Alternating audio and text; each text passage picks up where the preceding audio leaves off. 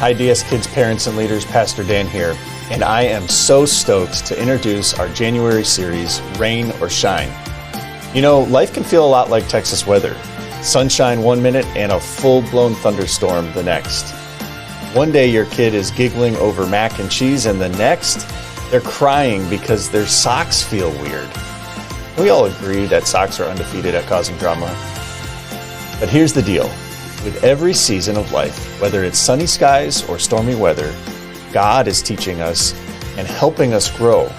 Like seasons help flowers bloom, our ups and downs of emotions, they can shape us when we're trusting Him with them.